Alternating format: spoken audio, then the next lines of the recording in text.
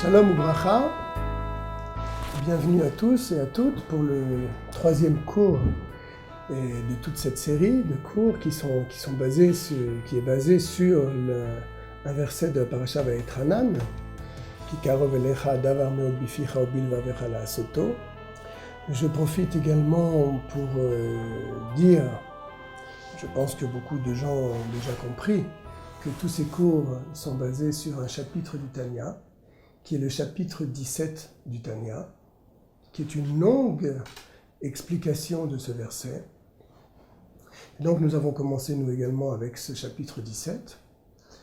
Je rappellerai dans ce cours ce que nous avons expliqué précédemment, et je continuerai donc à suivre l'ordre que l'Admour HaZaken a pris dans le chapitre 17.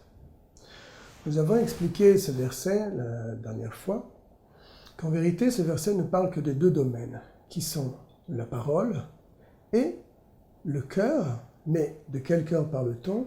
On parle ici du petit amour, ce qu'on appelle Ahava Zutra, le petit amour qui permet à chacun de nous de prendre conscience de l'importance d'accomplir la Torah et les mitzvot. Nous sommes restés sur une question, la dernière fois, nous avons demandé comment dévoiler ce petit amour. Il faut malgré tout, même si ce n'est pas le grand amour qu'on avait essayé d'expliquer, qu'on avait expliqué au premier cours, que c'était un amour qui correspondait, qui était avec une force, avec une intensité extraordinaire, c'est-à-dire un amour comparable à des braises ardentes, qui est Rash Pe'esh. Nous avons expliqué la dernière fois que ce verset ne parle en vérité que du petit amour qui nous permet de servir à Kadosh Baruch Hu. Comment dévoiler ce petit amour ?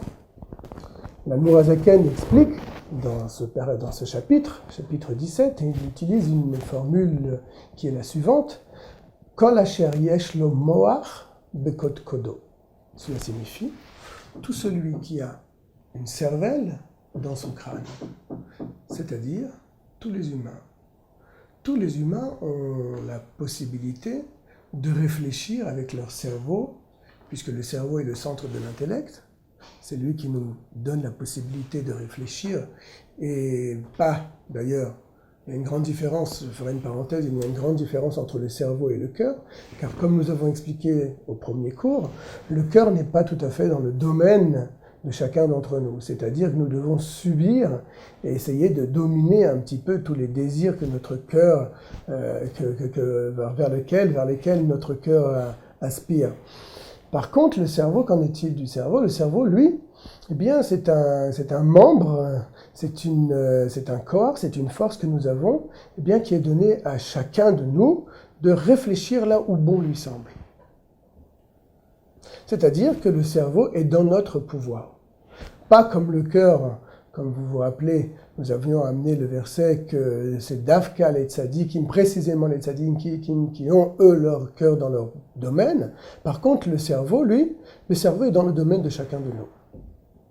Donc, puisque Akadosh Baruch Hu a fait dans la nature des hommes qu'ils ont la possibilité de réfléchir à ce que bon leur semble, eh bien, en réfléchissant un petit peu sur la grandeur de Dieu, immédiatement, automatiquement et très facilement, on va en arriver, peut-être pas à avoir un sentiment d'amour pour Dieu qui va se dévoiler dans notre cœur, mais au moins dans notre esprit, on va faire naître une certaine prise de conscience de l'importance de servir à Kadosh Baruch Hu par l'intermédiaire de la Torah et des mitzvot.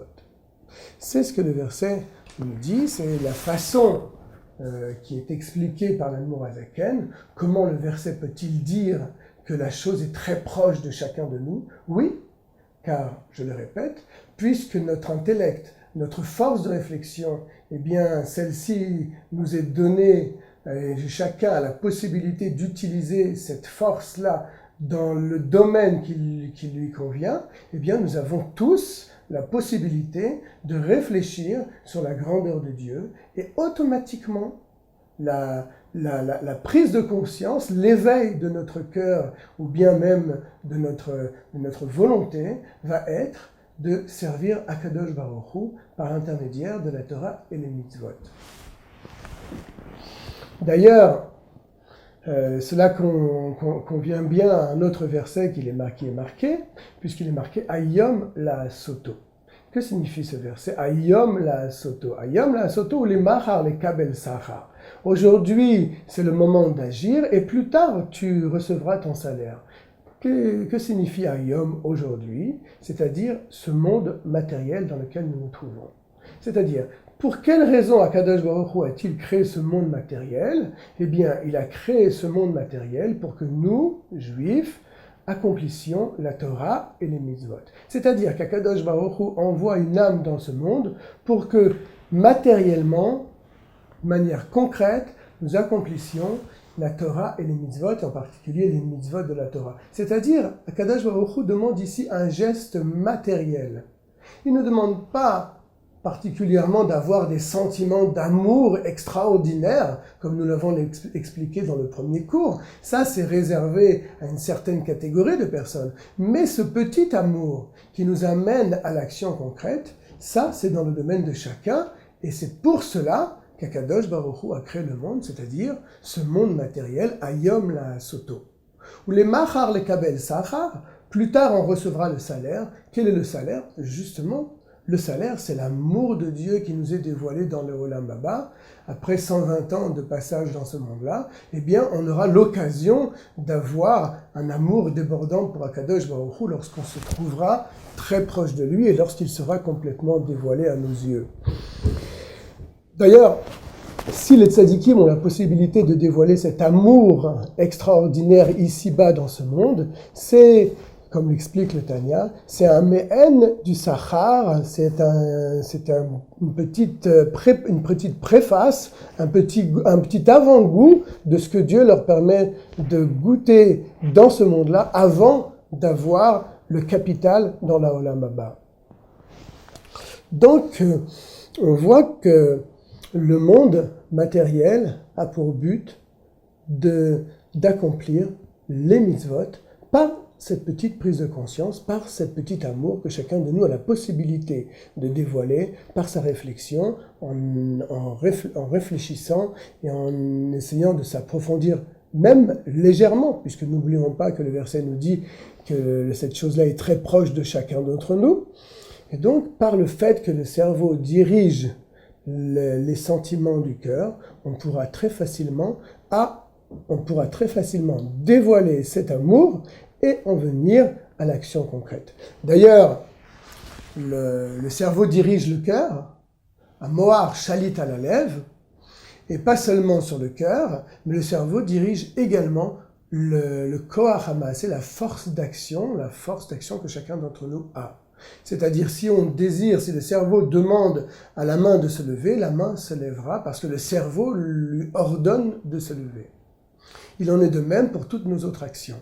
C'est-à-dire que même si le cœur, qui n'est pas en notre domaine véritablement, puisque le cœur est dans le domaine des tzadikim, et ceux qui n'ont pas le mérite d'être comptés parmi les tzadikim, eh bien, n'ont pas la possibilité de diriger les désirs de leur cœur, mais même lorsque le cœur désire des choses matérielles, est attiré vers les plaisirs matériels, le cerveau a la possibilité de refuser au cœur ce à quoi il désire. Et ça, c'est la force du cerveau qui est donnée à chacun d'entre nous. Il y a pourtant une